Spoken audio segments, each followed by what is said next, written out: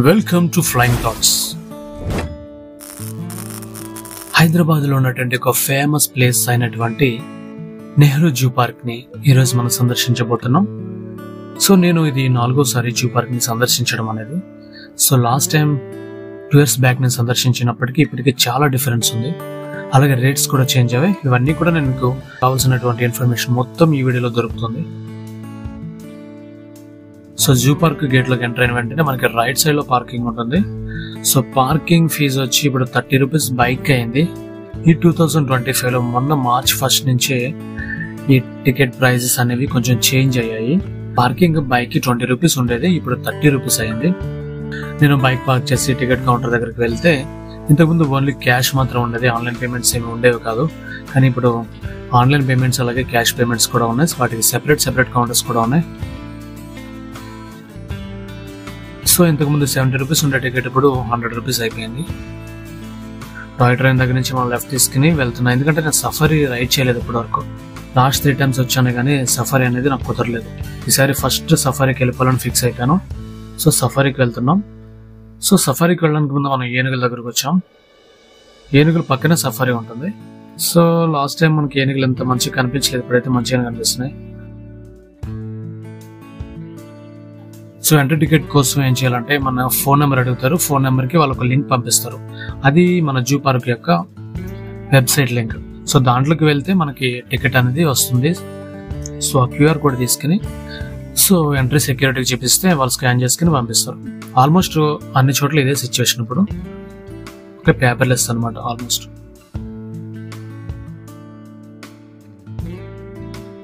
So safari బస్సులో ఉన్నాను నేను ఇప్పుడు. సో సఫారీ వచ్చి నేను ఇప్పుడు ఏసీ బస్ తీసుకుంటే 150 రూపీస్ ఉంది. అదే నాన్ ఏసీ అయితే 100 ఉంది. కానీ అది వ్యాన్లో ఉంటుంది, నాకు అది కొంచెం నచ్చదు. అందుకని చెప్పి నేను ఇది ఏసీ తీసుకున్నా. సో స్టార్టింగ్లో మనకు ఒక లైన్ కనిపించింది. So line so 20 minutes ride అని చెప్పారు సఫారీ. కానీ నాకైతే చాలా తక్కువ డిస్టెన్స్ అనిపించింది. అంత వాల్యూ ఫర్ మనీ అయితే నాకు అనిపించలేదు. ఏసీ కూడా అంత ఎక్కువగా ఏమీ రాలేదు బస్సులో కూడా. కాకపోతే ఇప్పుడున్న సిచ్యువేషన్లో సఫారీ చేసుకుంటేనే ఇవి చూడగలుగుతాం. బయట అంత మంచి వెరైటీస్ అయితే ఏం లేవు ఇదివరకు పోల్చుకుంటే. సో బెంగాల్ టైగర్ ఇక్కడ ఉంది.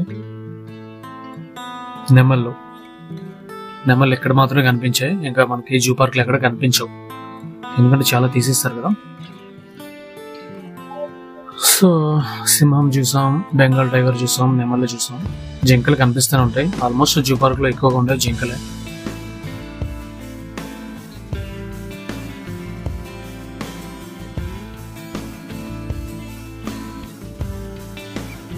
సో ఎలుగుబంటి, ఇక్కడ మనకి ఎలుగుబంటలు కనిపించాయి.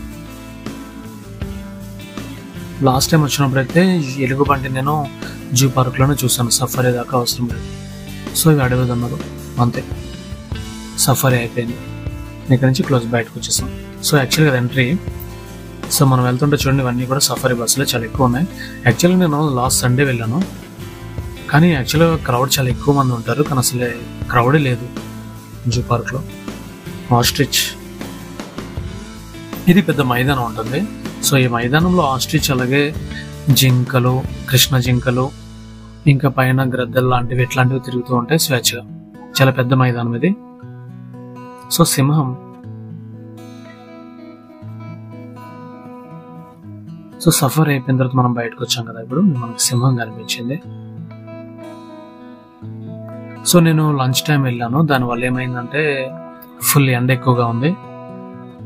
దానివల్ల ఏంటంటే యానిమల్స్ కూడా నిద్రపోతూ ఉంటాయి, బయటకు రావు. ఈవినింగ్ లేదా మార్నింగ్ వెళ్తే మనం చూడొచ్చు అని అనుకుంటున్నా. ఇది నీటి గుర్రం అంట.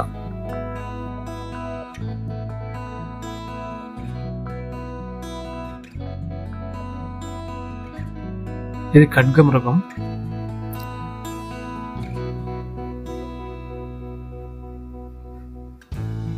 సో మళ్ళీ బ్యాక్ వచ్చేసాం సింహం చూసుకుంటాం. సో మీరేం చేయొచ్చు అంటే టికెట్స్ మీరు ఇంటి దగ్గర నుంచి బుక్ చేసుకోవడం బెస్ట్.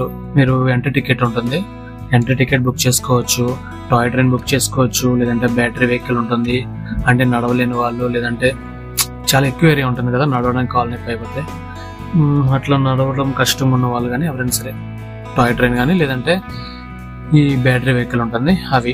సో అవి కూడా ఆన్లైన్లో బుక్ చేసుకోవచ్చు, డైరెక్ట్ వెబ్సైట్లోనే ఉంటుంది. ఫోన్పే లేదా పేటిఎం ద్వారా మనం పే చేసుకోవచ్చు మనీ.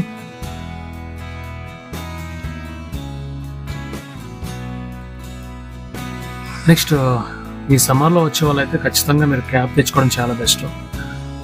ఎండ అయితే చాలా ఎక్కువ ఉంది. మీకు జూ పార్క్ గేట్ దగ్గర అమ్ముతారు, ఓకే, కోబాయ్ క్యాప్ లాంటివి, అవి పెట్టుకుంటే చాలా బెస్ట్.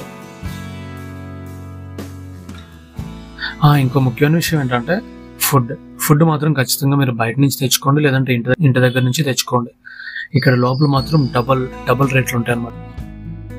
ఫుడ్ కోర్ట్ అనేది టాయ్ ట్రైన్ దగ్గరే ఉంటుంది, సో అక్కడ వరకు రావాల్సిందే, లేదంటే మధ్యలో ఇంకొక చోట ఎక్కడో ఒకటి చిన్నది కనిపించింది. కాస్ట్ అయితే మాత్రం డబుల్ ఉంటుంది. దీనికన్నా బయటైనా సరే తెచ్చుకుని ఇక్కడ అలౌ చేస్తారు. చాలా మంది ఏం చేస్తున్నారంటే ఇంటి దగ్గర నుంచి మొత్తం మీద పార్సెల్స్ తెచ్చుకుని ఫ్యామిలీస్ ప్రశాంతంగా కూర్చుంది అంటున్నారు. అదే బెస్ట్ అనిపిస్తుంది మాకు.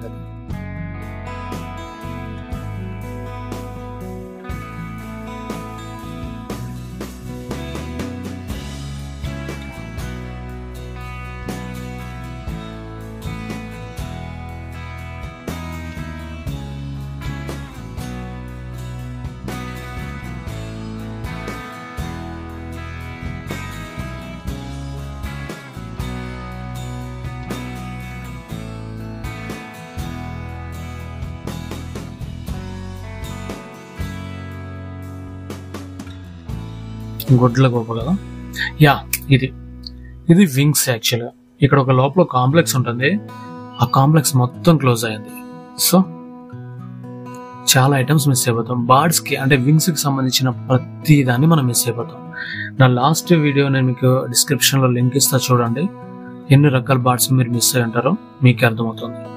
చిన్న చిన్న లవ్ బర్డ్స్ దగ్గర నుంచి పెద్ద నెమళ్ళ వరకు, నెమల్లో కూడా ఏమంటారు తెల్ల నెమలి, అలాగే మనది నార్మల్ నెమలి ఇట్లా ఉంటాయి. అలాగే రకరకాల చిలకలు, ఇట్లా చాలా రకాలు. ఆల్మోస్ట్ అది పెద్ద కాంప్లెక్స్ మొత్తం క్లోజ్ చేశారు.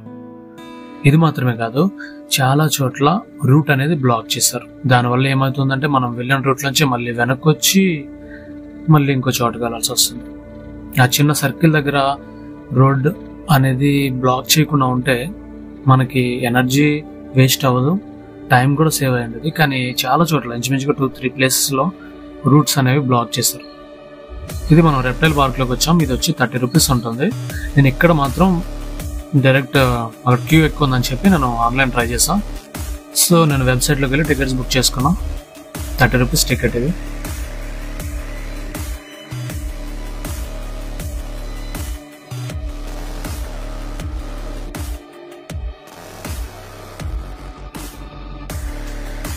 కొండ చిలువలు, పాములు, యాక్చువల్గా ఇవి చాలా భయంకరంగా ఉంటాయి కదా అని చెప్పి తీయలేదు. చాలా వరకు పాములన్నీ చాలా తొట్లు ఉంటాయి. సో ఈ రెప్టైల్ పార్క్ దగ్గర కూడా యాక్చువల్గా నిశాచర జీవులు అని చెప్పి నైట్ టైం తిరిగే జీవులు, అంటే గుడ్ల గోబులు లేదంటే గబ్బిలాలు ఇట్లాంటివి ఉంటాయి. అది కూడా బంద్ చేస్తారు, అది కూడా లేదు, ఎలా లేదు. సో ఆస్ట్రిచ్లు కూడా చాలా పెద్ద ఉండేది, అవి కూడా నాకు కనిపించలేదు.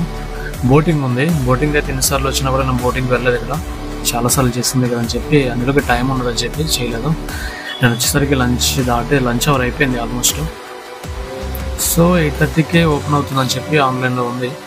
సో మార్నింగ్ 9కి వచ్చేస్తే బెస్ట్ అనుకుంటా, అన్నీ కవర్ చేయొచ్చు. సో అక్కడ వింగ్స్ బ్లాక్ బంద్ చేశారు. ఇక్కడ రెప్టైల్ పార్క్ లో కూడా మళ్ళీ ఇది ఒక చిన్నది బ్లాక్, అది కూడా బంద్ చేశారు. ఇంకా చాలా ఐటమ్స్ అయితే మిస్ అయ్యాయి.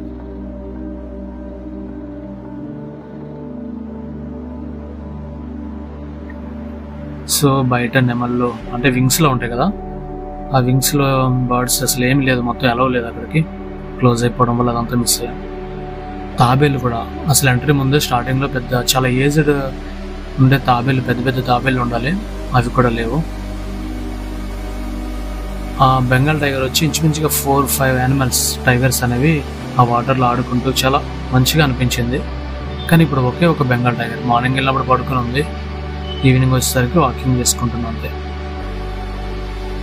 సో ఇదే బెంగాల్ టైగర్. పాపం ఒక్కటే ఉంది, బోర్ పడుతున్నట్టు ఉంది, పడుకుంటుంది, కొంతసేపు వాకింగ్ చేస్తుంది అంతే. సో ఇది మైదానం, మొత్తం జింకులన్నీ ఫ్రీగా ఉంటాయని చెప్పాను కదా, అది. ఇది ఒక వాటర్ ఫౌంటైన్ పట్టి పెట్టారు, ఇది వాకింగ్ చేస్తుంది బెంగాల్ టైగర్. ఇది కోతులు కూడా చాలా రకరకాలు ఉండేవి, అవి కూడా అంతేం కనిపించలేదు. కోతుల్లో కూడా చాలా తగ్గిపోయినాయి. అలాగే ఇంకొక ప్లేస్లో సీల్ చేపలు ఇట్లాంటివి కూడా ఉండేవి, అవి కూడా లేవు. సో చాలా ఐటమ్స్ అయితే తగ్గిపోయినాయి, 50% ఐటమ్స్ అయితే లేవు. సో మోసల్లో పార్క్ ఇది. మండే అయితే ఖచ్చితంగా హాలిడే ఉంటుంది జూ పార్క్ అనేది. ఇది స్టార్టింగ్లోనే వచ్చేటప్పుడు తీసాను, వెళ్ళేటప్పుడు అది కనిపించలేదు. ఇది కూడా ఒకటే కనిపించింది. బహుశా ఒకవేళ జూ పార్క్ని షిఫ్ట్ చేస్తారని న్యూస్లో వస్తున్నాయి. షామీర్పేట సైడ్ ఏదో పెడతా ఉంటున్నారు, ఒకవేళ అక్కడికి కానీ కొంచెం షిఫ్ట్ చేస్తున్నారో లేదంటే ఏమైనా దీన్ని కొంచెం రీమోడల్ చేసే ఉద్దేశంలో ఉన్నారో తెలీదు. అప్పటితో పోల్చుకుంటే చాలా వరకు ఐటమ్స్ అనేవి లేవు, ఇంకా వర్క్స్ కొన్ని చోట్ల జరుగుతున్నాయి. ఈ వాటర్ ఫౌంటైన్స్ మాత్రం పెట్టారు ఒక 2 అంతే. 2 years బ్యాక్ తీసినటువంటి జూ పార్క్ సంబంధించినటువంటి వీడియోస్ లింక్ ఇస్తాను, చూడండి. సో దానికి దీనికి డిఫరెన్స్ మీకే తెలుస్తుంది. లాస్ట్ టైం నేను తీస్తే 1/2 hour పైన డేటా వస్తే, ఇప్పుడు లేటెస్ట్గా వెళ్ళి తీస్తే ఇది కనీసం 15 minutes కూడా రాలేదు. దాన్ని బట్టి మీరు అర్థం చేసుకోవచ్చు. సో మైదానం దగ్గర మళ్ళీ వచ్చాం, తిరగడం అయిపోయింది కదా, ఇంకా తిరుగుతూనే ఉంటేనే మిస్ అయినాను, మళ్ళీ కనిపిస్తాయి.